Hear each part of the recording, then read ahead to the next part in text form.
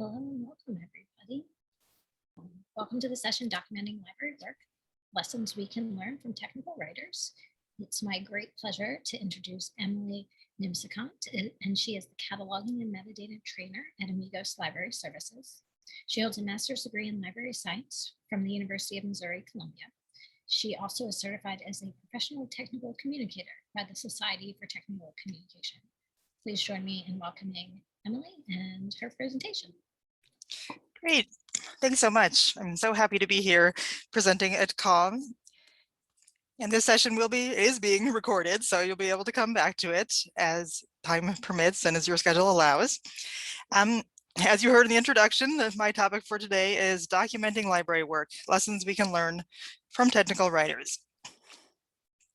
I feel like this is a topic that really cuts across all different areas of library work, whether you're a manager or a frontline worker. It's just most of us know that we need to do it. We need to document the processes that we have in place, but it's really, really hard to find time to do it. And so hopefully this presentation will give you some tools to make the time and make it a little bit easier. I'm going to start with the land acknowledgement. I'm presenting today from the land of the Oceti Sakowin. This great big green swath that's on the slide, the part of it that I am at is now known today as Nebraska. And to say a little bit more about myself, as you heard in the introduction, I'm the Cataloging and Metadata Trainer at Amigos Library Services. So that's my day job, my full-time library work. I also have, but last year, earned the credential of Certified Professional Technical Communicator. The Society of Technical Communication offers this certification for technical writing and technical communication. And so that's kind of the lens through which I'm viewing this. It has less to do with my background as a cataloger and more to do with how technical writers can approach the problem of documentation in libraries. So before we jump into how to do documentation, I have a feeling we all already have a decent sense of why do we need documentation, but just to be clear that we're all on the same page. It's a headache, it's a hassle, but there are some really good reasons to document our processes. One situation in which you might need documentation is when you have multiple people doing the same work. Anytime you have more than one person doing a job where at least somewhat consistent results are needed, it is really important to have some kind of documentation that people can refer to ensure some consistency of results. So we have all of our little stormtroopers in a line here, nobody peeking out of line like the little guy in the inset. Whether it's multiple library assistants doing copy cataloging, or whether it's customer service guidelines for your frontline circulation staff. If you want things done in a certain way and there are more than one person doing it, having documentation is really important. On the other hand, you could have kind of the opposite situation where only one person does something, but also only one person knows how to do that thing. And the documentation kind of lives inside that person's head, which is great and not too bad for daily work. But what happens if that person doesn't come to work all of a sudden? I've heard some people refer to this as the bus problem. What happens if this person gets hit by a bus? I think that's a little morbid. I prefer to think of it as the lottery problem. What happens if the person wins the lottery and quits work immediately? Either way, you need to have something written down so that other people can pick up the pieces and pick up where this person left off. And this goes for short-term absences too. Maybe not, complete departures from work, but if somebody takes an extended vacation, you'll need somebody to step in and be able to do their work, and having documentation helps with that. Outside of those two problems, organizational changes can also be a really big reason for having things documented, whether it's, departmental realignment, perhaps your e-resource department and your tech services department are merging into one and you need to rethink how you're doing things, or perhaps you have a new director who wants to change things around, or, and here's a not so hypothetical situation, let's say there was a global pandemic and you had to completely reinvent your work environment so that your employees could work from home. Having organizational documentation set up of how you already do things is really important so that you can highlight what changes need to be made when there is some kind of widespread organizational change. So that's kind of the foundation of why do we need documentation. The next thing I'm going to talk about is what is the lens I'm approaching this presentation through? And that is the lens of a technical writer. So what is a technical writer? Well, this definition on this slide comes from a book that I really recommend as a good introduction to technical writing, and a book that I've, really structured my presentation around, The Technical Writing Process by Kieran Morgan.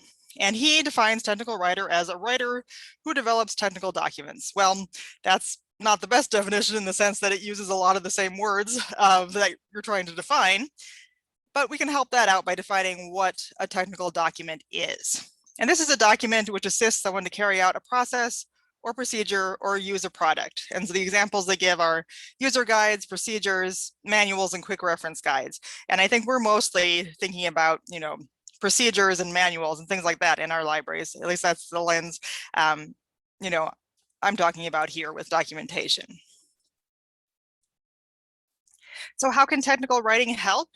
Well, this quote from the book just really kind of encapsulates what spoke to me and why I think that technical writing is a useful way of thinking about our documentation that we're creating.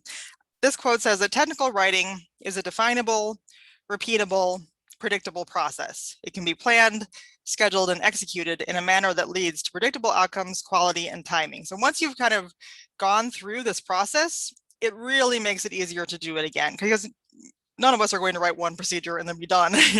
Everything we do in our library is contained in that one procedure. No, that's not how it works. So the technical writing process that I'm covering in this presentation can really break things down into manageable chunks and provide you with tools to be able to do it more smoothly and more quickly the next time a documentation situation comes along. So here is the technical writing process. And again, this comes from a book of the same title, Technical Writing Process by Kieran Morgan. And this process is broken down into 5 steps. And you'll notice that writing is not the first step. There's a lot of planning and structuring that goes into it before you ever actually sit down and write a sentence about how to do something. And that's really important. These 5 steps, thinking of the technical writing process as these 5 steps, can really make things streamlined and easily repeatable. So the first phase is the plan phase. The first step of the technical writing process is planning what you're going to write. And the first part of that planning phase is to define your scope and your stakeholders. Defining the scope of what exactly you're going to be documenting is really important. That is one thing that I think, one reason that documentation can kind of seem overwhelming is because you start documenting one thing and you're like, oh, we need to write down how to do this too, and you just have scope creep. Please avoid that. Please be very narrow about what you're trying to work on. And if something else comes up, set that aside for your next project. Having a narrow and easily manageable scope is really important. Defining the stakeholders is also important. These are the people who are affected by the work done in this procedure. And so it can be the people who do the work itself. It can be the people who, whose workday is affected by the outcome of the work, or even your patrons who see the end product of this process. Keep in mind all of their needs and how they'll be affected. And I really recommend thinking of this when you're thinking about your stakeholders. Use the 5W questions of journalism, who, what, when, where, why, and how. 5Ws and how. Who is going to be doing this? Where are they going to be doing it? When, why, and how. And that can affect how you create the documentation. If you have people who, are behind the scenes, always sit at their desk when they're doing this procedure, maybe having it in a print version in a binder by their desk is perfect. But if they are, out at the front desk or even doing curbside pickup or something like that, maybe they need an electronic version they can refer to on the computer or even on their phone. So things like that really affect how you're going to plan to write this documentation.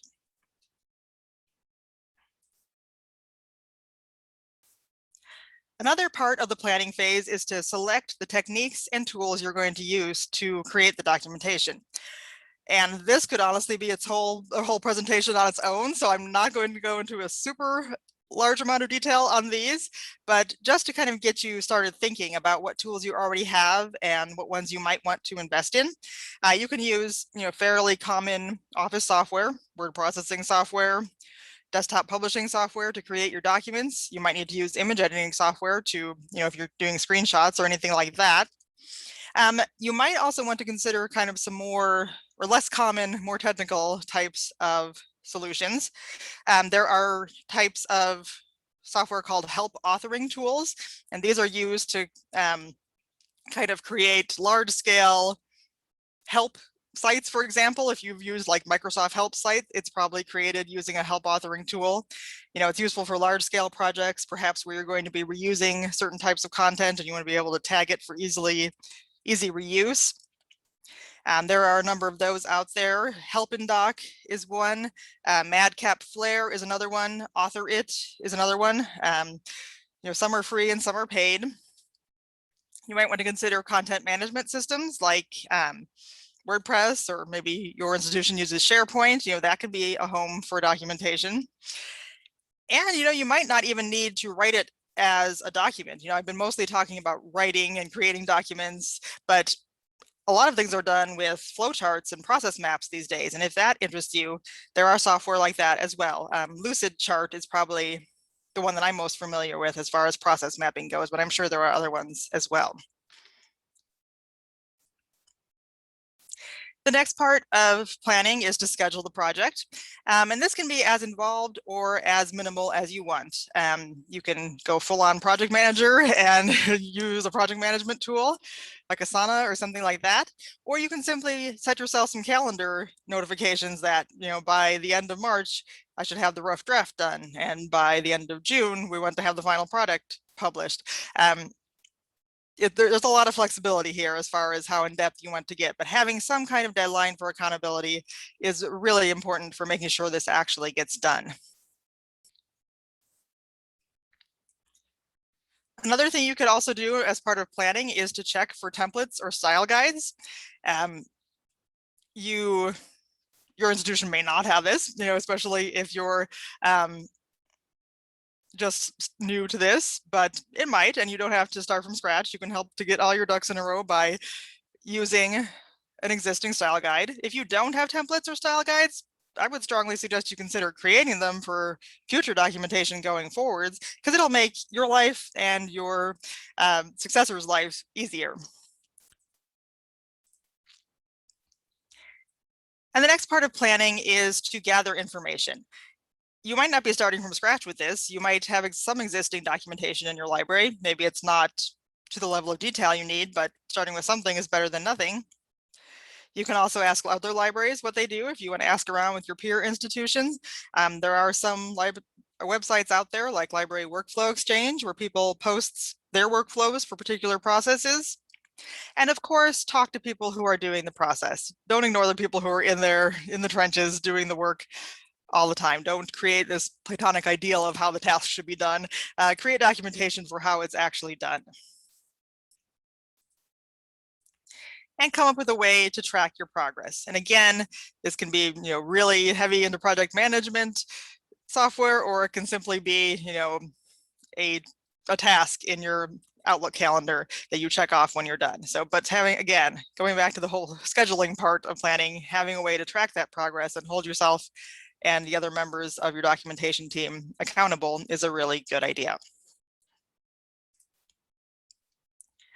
So that was step one, plan. That's the first step of the technical writing process. The next part is structuring. And you can think of this as basically creating a table of contents. Again, we're not worried about writing yet. We're not creating paragraphs. We're just starting by laying out the bare bones tasks that would create a table of contents for a text document. There are some different styles or structures for technical documents. I'm going to be focused mostly on process-based structure because I think that's mostly what we're interested in, documenting how we do processes in our libraries. A process-based structure is based on a sequence of activities or tasks and usually involves verb-noun format, really short sentences, download report, log on to website, something like that, a verb and a noun telling you what you're doing and what you're doing it with or to.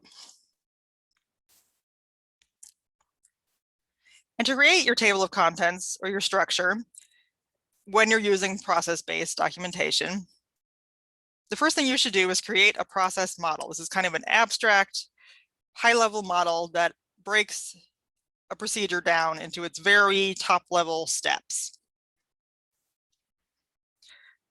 So start your model at the very top level, a number of boxes, ideally less than 6, with terms inside that capture the entire process from start to finish. You break it down, cover the entire process, but keep the steps very high level. It's okay if this seems too abstract at this point. You'll be adding more detail later. So it might be something like if you were documenting how to collate circulation reports for things that had never circulated. The 3 top level steps that encapsulate the whole thing are download the report from your website, add it to a spreadsheet, and collate the monthly reports for the annual report. Then for each of your top level steps, go ahead and add a second level of your process model. So break it down kind of one level further as to what are the 3 sub-steps for your first step. So for example, your download report from librarycat.org would have the sub-steps of logging in, clicking on reports, and clicking on items not linked. Again, we're not going to get all the way down to the level of granularity that your completed documentation will have. We're just creating a table of contents. We're creating a structure that can be filled in more later. So do that for each of your top level steps. Create your sub-steps. Again, no more than 6. And then if you're writing a text-based document, you can map the model to a table of contents for each of those 1, 2, 3 and the 1.1, 1.2, 1.3. Those can all be sections on the table of contents. Or if you're doing a flowchart or process map, you can formalize it into a flowchart and add sub-steps if you need to.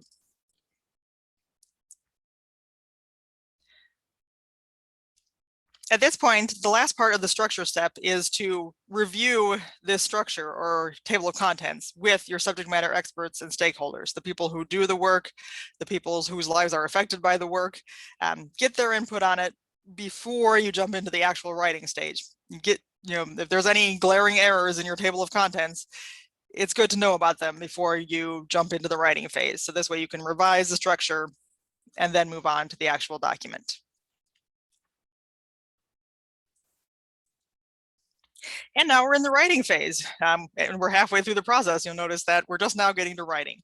And I know this seems like a real oversimplification, write first draft, but like this quote on the slide says, it's always possible to edit a bad page, but not a blank page. Get something on paper, and then you can work with it. And I know that's easier said than done, but really, you've done the pre-work, you've planned, you've structured, just jump in and write a first draft.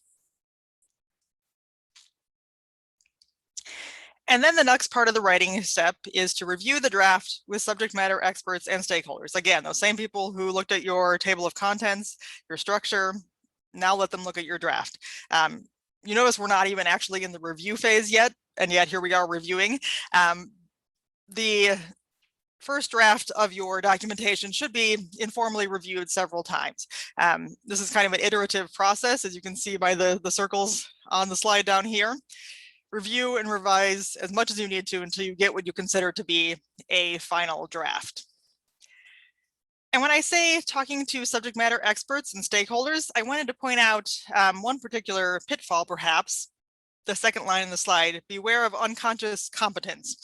These are people who are really good at doing the job, so good perhaps that they may not even realize all the minute little steps involved in doing the task. They have they've done it for so long that to them, what is one step would actually be 3 steps to somebody who's a total newbie at it. So I'm not saying don't use them. Obviously, if they're the best people at doing the job, they have important knowledge, but also run it by people who are less familiar, maybe have them try it out and see if there's anything that the unconscious competence missed. And then the last part, once you've got what you consider a final draft, format it and lay it out. Make sure that, the headings are all the same font, make sure it lays out nicely, that the page breaks are where you want them, things like that, kind of the more aesthetic qualities of it.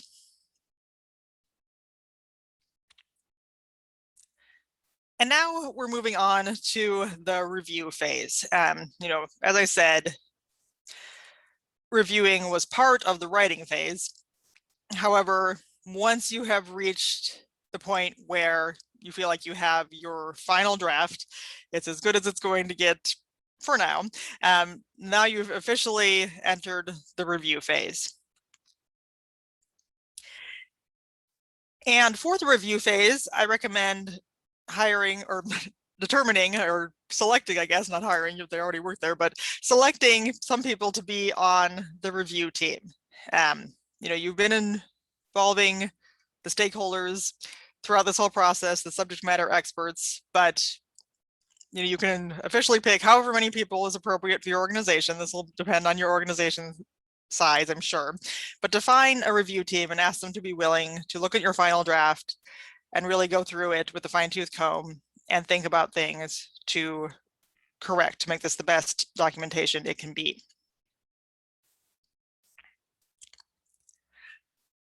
So once you have your review team, what you can do is assign each member of the review team a specific role. What this does is, instead of just sending out an email with a document saying, hey, look at this and let me know if there's anything you need to change, that can be kind of overwhelming. People can get burned out and people can kind of miss things because they're so busy looking for perhaps little typos or something like that.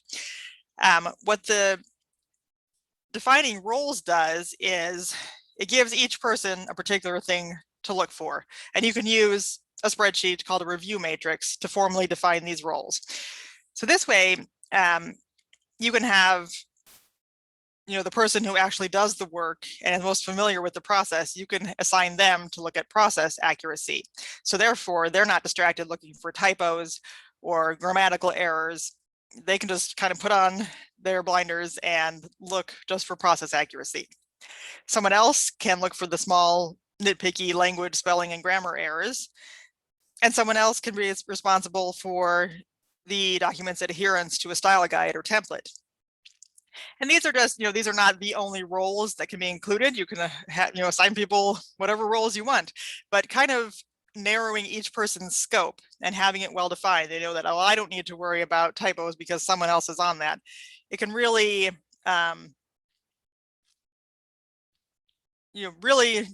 lighten their load and just really clearly define roles.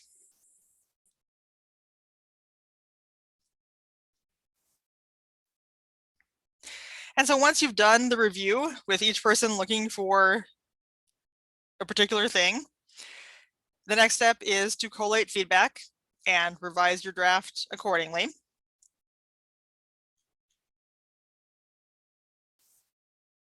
And again, here's an area where I recommend creating a spreadsheet to help you track what's been changed and what hasn't.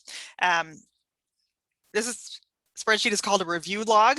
And rather than, again, just sending out an email and letting people, either write you back an email with comments or, actually making changes in the document, the advantage of a review log is that you or whoever is the final person responsible for making the changes can kind of see all the changes in one spot, can see if multiple people have suggested the same thing, can make a judgment call about whether this actually is something that needs to be changed, or if perhaps the person suggesting the change didn't understand the whole situation.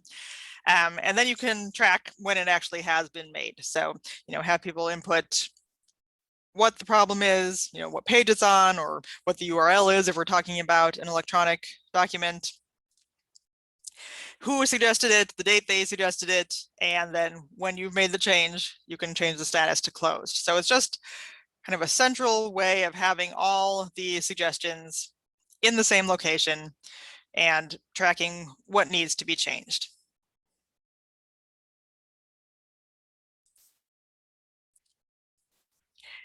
And the final step in the review process is to obtain approval to publish. Get your official seal of approval from whoever it is who has the sign-off power, whether it's your department head or the library director. That will vary based on your institution, but make sure that you officially have the go-ahead in order to publish your document.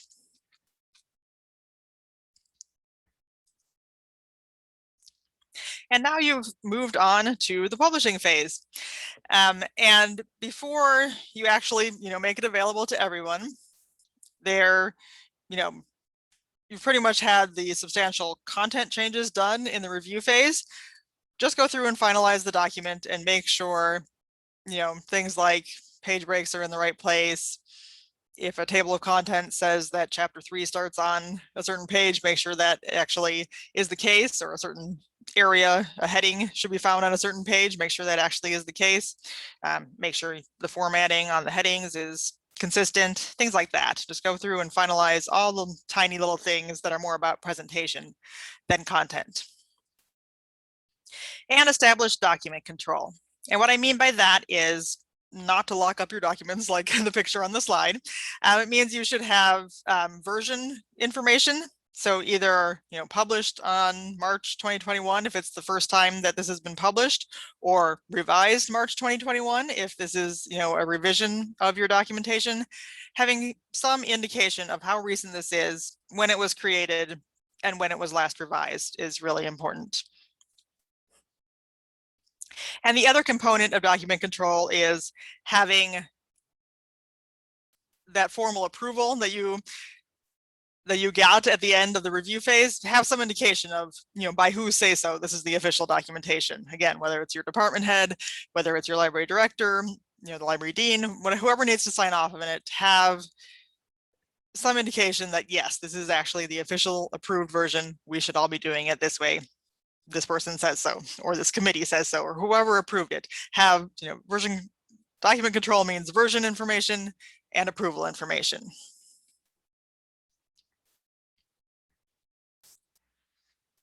And then the next part of publishing is, well, to actually publish it. And when I say publish, I'm not talking about sending it out to a printing press and getting multiple copies made. I think most of our documentation is not published in that format. If you had an annual report or something, then maybe that would be the case.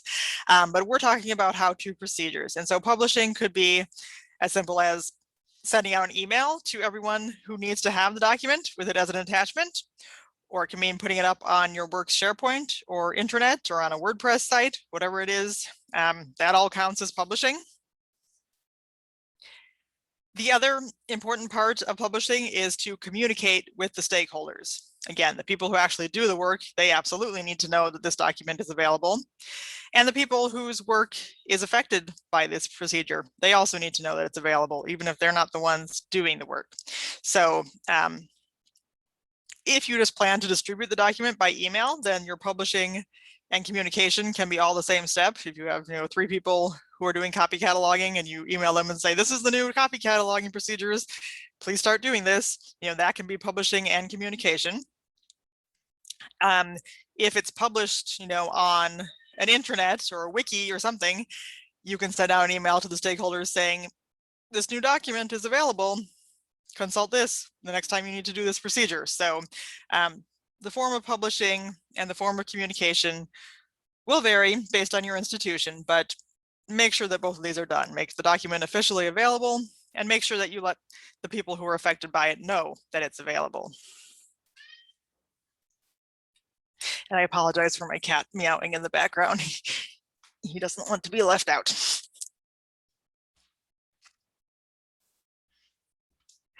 Yes, this is Franklin, my cat. So all of this is well and good. This is the bulk of my presentation. That is the technical writing process. However, I have a feeling a question that may be lingering in your mind is, how do we fit this all in? Man, I see the chat going crazy. Everybody loves it when the cat appears. I know that a lot of our lives may, if not literally, they may metaphorically look like the mess in this photo here on the slide. And like I referenced at the beginning of the presentation, sometimes documenting your work just seems like one more thing to do on top of an already busy life. And Amy, you have a cat named Franklin too? That's awesome.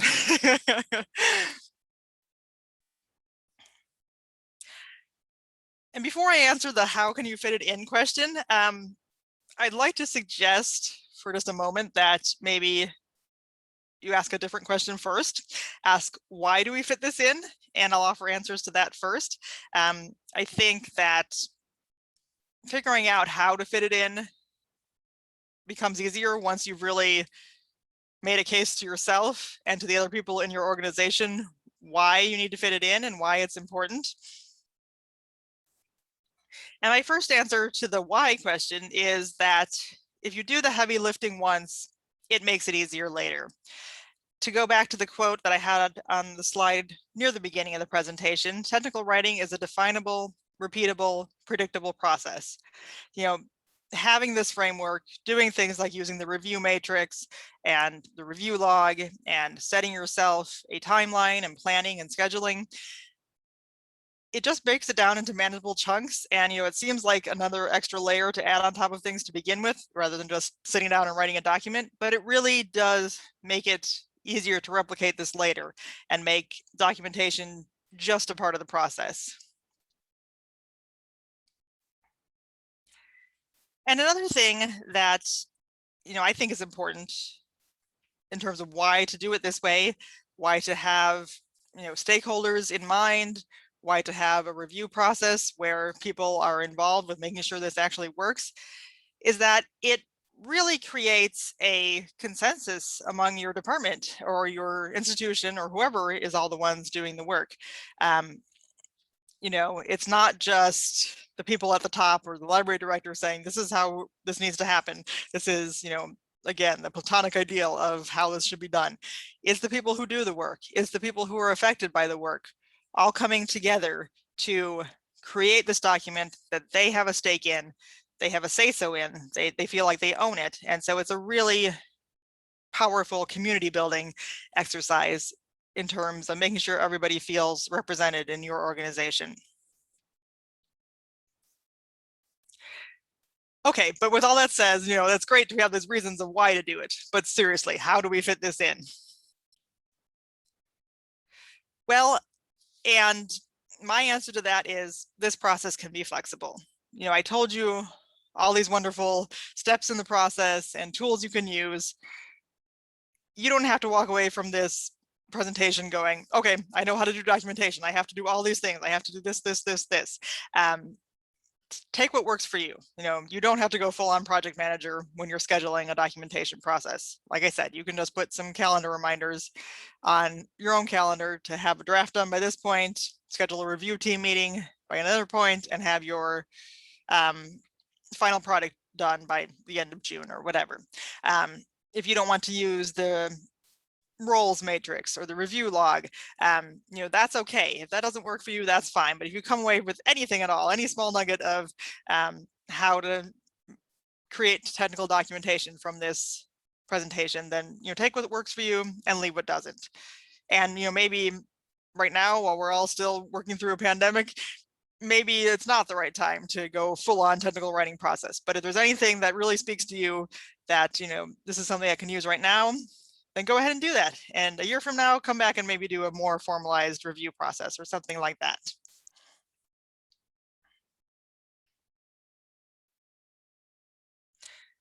So the last thing I wanted to touch on before we open it up for Q&A, and it looks like we should have plenty of time, is a couple of resources. I've been mentioning this first one since the beginning, the technical writing process, with its really long subtitle, the simple 5-step process that can be used to create almost any piece of technical documentation. Kieran Morgan, it's a very short book. I think it's under 150 pages, a very easy read. That's what really got me started on this whole process. I read this book and thought, wow, this is cool. This is something I want to learn more about. This is something that librarians can use. The second book on the list is Technical Communication Today by Richard Johnson Sheehan.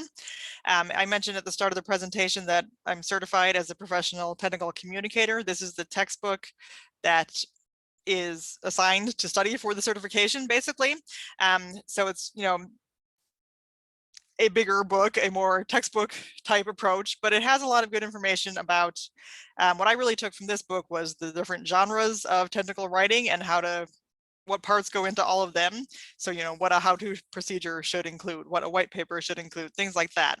And also this book had a lot of good information about user testing your documentation, which I did not even get into in this presentation. Again, that could be its own thing. But you need to, test out people, have your stakeholders do your presentation or do your documentation, and make sure it actually works the way it's supposed to.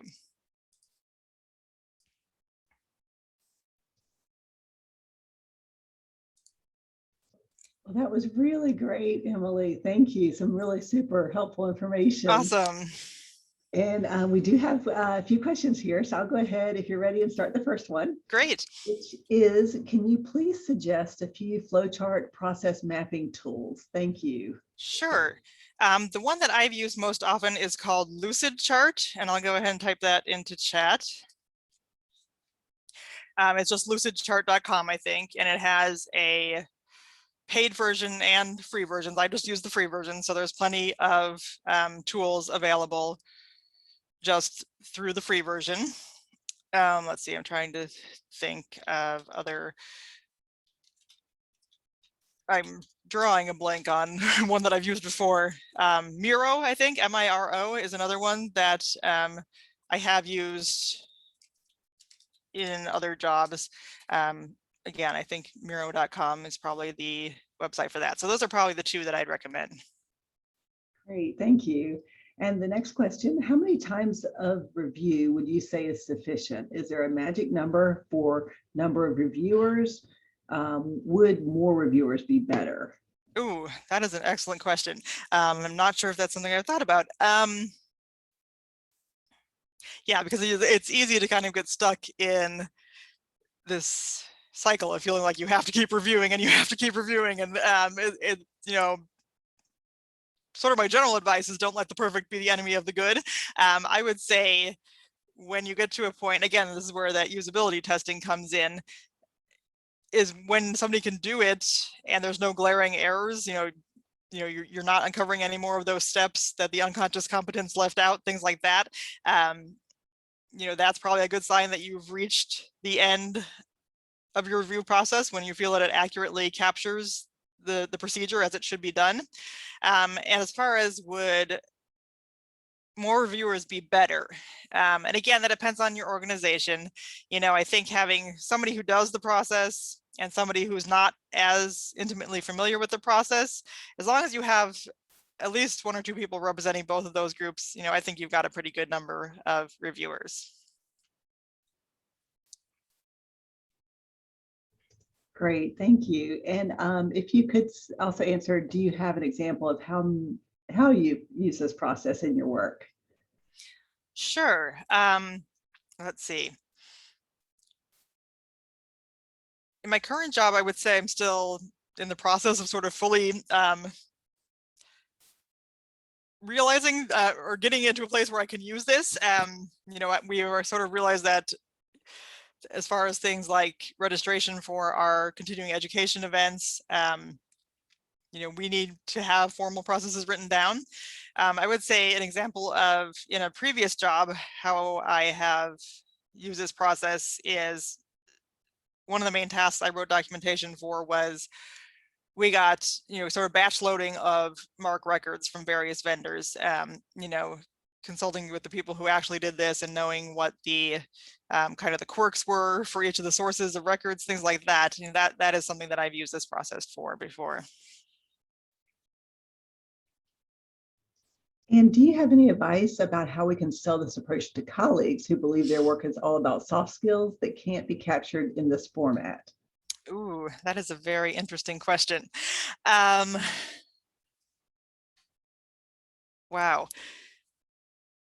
I feel for you. And I totally understand. I've been in that position as well.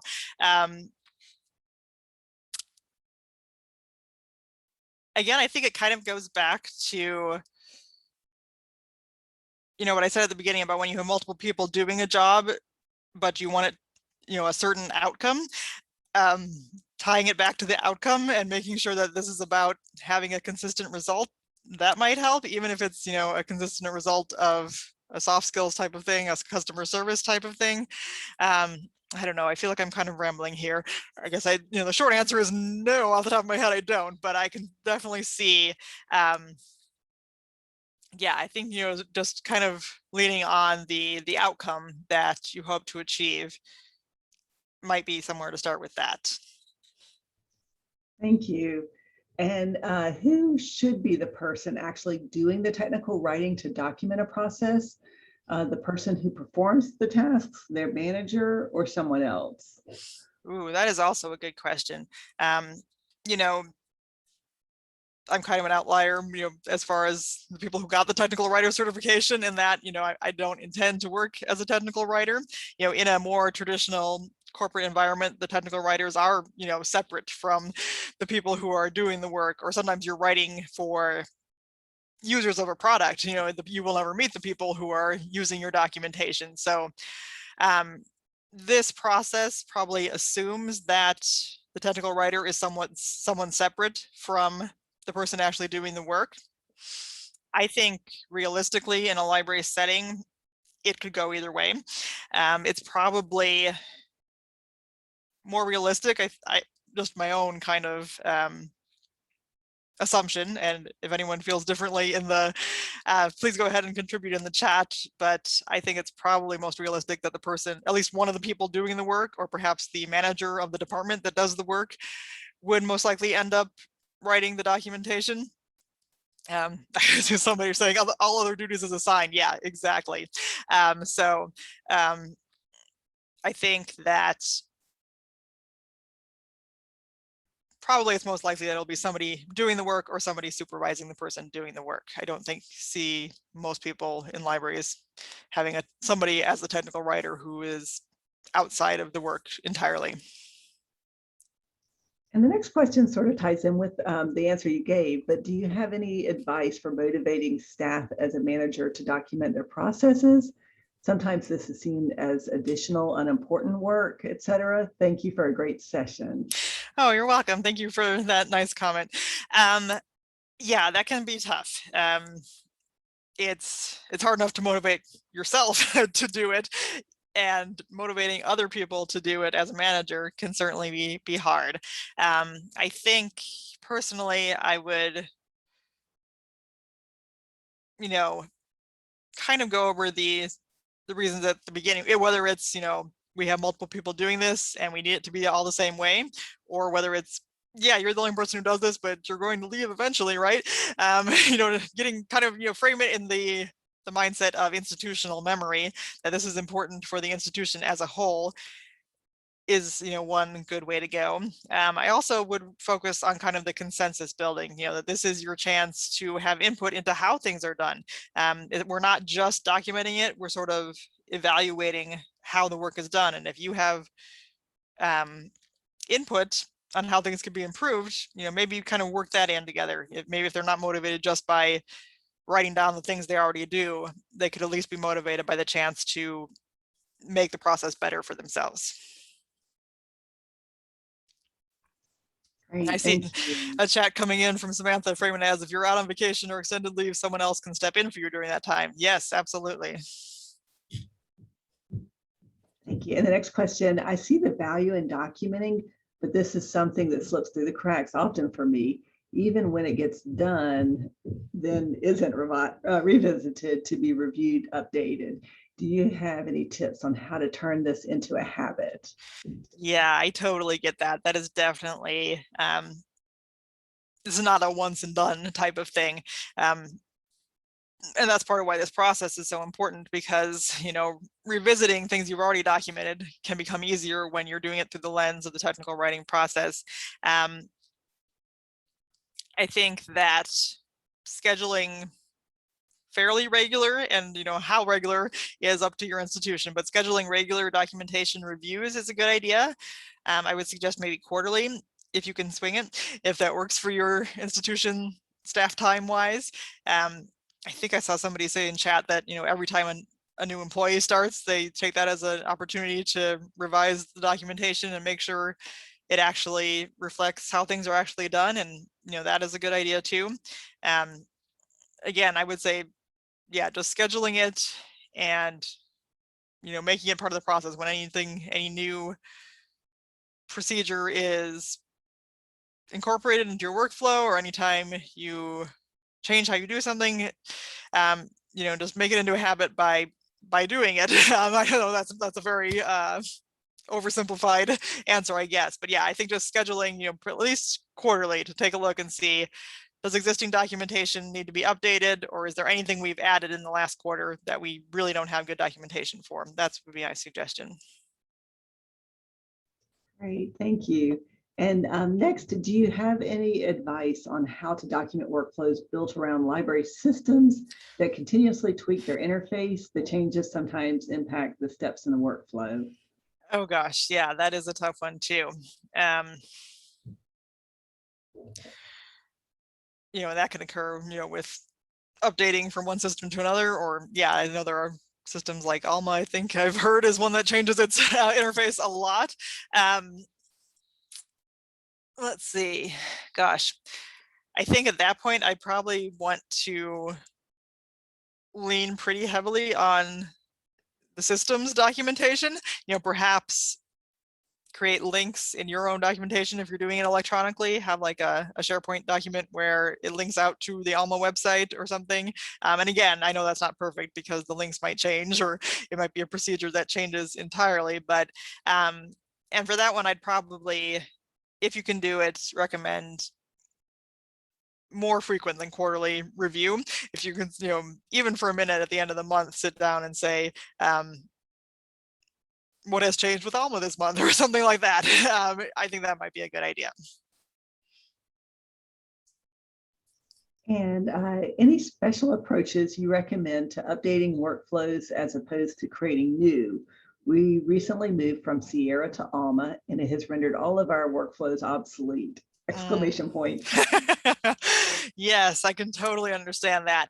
I guess the approach I would take with that is, number one, view it as an opportunity to really think about how things are done. And if there's parts of your workflow that are really based on Sierra that, don't even necessarily need to be there in Alma, don't necessarily take it as gospel that we have to do this exactly the same way, and we have to, take our documentation and take out a reference to this button in Sierra and put in a reference to this button in Alma.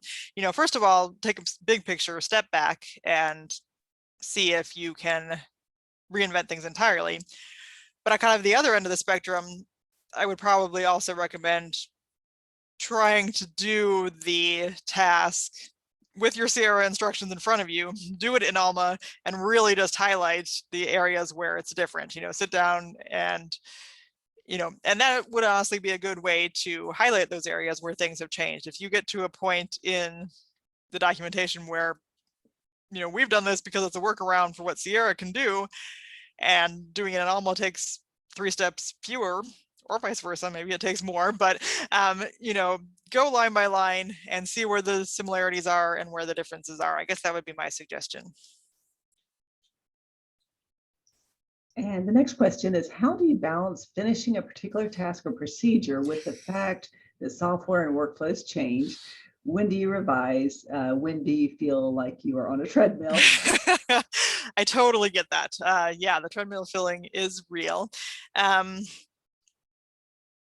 Again, my kind of pie in the sky recommendation, without tying it to a particular task, is that probably the ideal target would be reviewing things quarterly. And if there is something major like a software change that sets off a review, obviously you'll do that at the point of need. But yeah, I think having sort of the knowledge that we're going to review this 4 times a year. If there's something that needs to be changed, but not so urgently that it's going to be life or death if we don't get it changed tomorrow, set it aside. Have a notebook, have a document going where you you write down things that need to be reevaluated at that quarterly evaluation. I guess you can kind of step off the treadmill for a moment and just, put it aside for later, have kind of a parking lot where you keep things, that you want them to be in your mind for the quarterly documentation, but doesn't need to be solved immediately. And the next question, any thoughts on reinforcing the need to consult documentation with staff or operationalizing the use of documentation?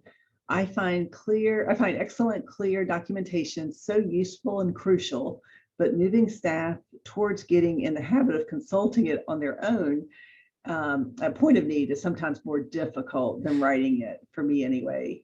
Oh, wow. Yeah, I can see how that could be an issue too. I have to say, I haven't thought a whole lot about that. But yeah, operationalizing it is definitely important. There's no use writing documentation that's not going to get used. And for me, I would say,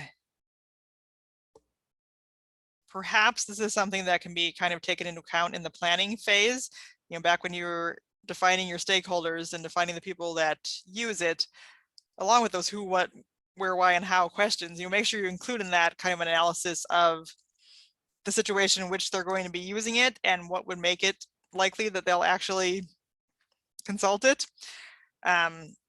Training can also probably go a long way when somebody new is onboarded, or maybe just do a yearly review of, this is where the documentation is, just making sure that it's sort of front of mind for people. I think that would be probably my suggestion. Thank you. And can you talk about challenges in separating your local process from the systems documentation, how to train your staff, especially circulation, on a system without redoing all the system documentation? Yes, that's another common situation. You don't necessarily want to feel like you're just reinventing the wheel when it comes to documentation. And I think kind of finding the happy medium on that is an ideal thing to shoot for. If there are points in the process where you sort of deviate from generic practice and you have particular local practices, make sure you document that really well. I've also encountered situations where the user manual is completely incomprehensible. They just doesn't seem like they're speaking understandable language. And if that is a point of, a barrier to people actually understanding how to use something, by all means, go ahead and write better, more local specific documentations for that. Again, I think it's, really something that varies based on institution, but I certainly think there's room for both. There's room for linking out to the systems documentation, and there's room for knowing when your people need their own documentation. Great, thank you. And the next question, is there such a thing as over documenting? Does everything need a documented workflow? That's another good question. Yes, I suppose theoretically there could be such a thing as over documenting. You certainly don't want to get to the point where documenting is taking more time than the work itself necessarily. I think it's important to kind of keep in mind the things, the situations I talked about at the very beginning of the presentation. Are there things where multiple people could do things differently, and it's important that they don't? I would focus on those areas where something will actually go wrong if things are not done the way they need to be done. Procedures where there is more room for interpretation are perhaps lower priority for documentation, or perhaps you don't even need to document them at all. And the things that are, the other factor I would say is how often are things done. On the one hand, things that are done fairly often do need documentation so people can do them. The things that are done less often might not need as much. However, you also run into the problem where you do this once a year and you totally forget how to do it before it comes around again the next year. So I don't think I can give you a completely definite answer on what to document and what not to document, but I think that the frequency of use is definitely something. And then just the time investment factor. Will you spend more time documenting it than you actually spend doing the procedure?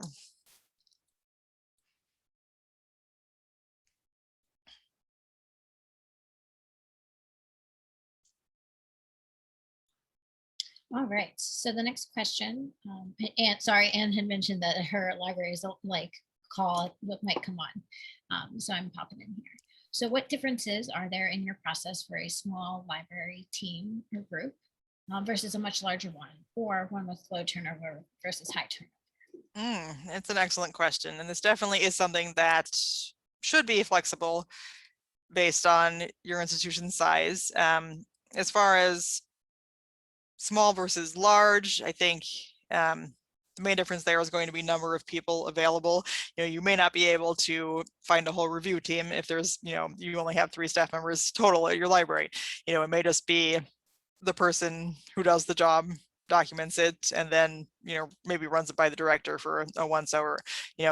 I think this doesn't have to be something that is done by more than one person. It can be a one person type of thing, but the overall process is just kind of, you can still keep the overarching process in mind, but perhaps the techniques will differ slightly. As far as low turnover versus higher turnover goes,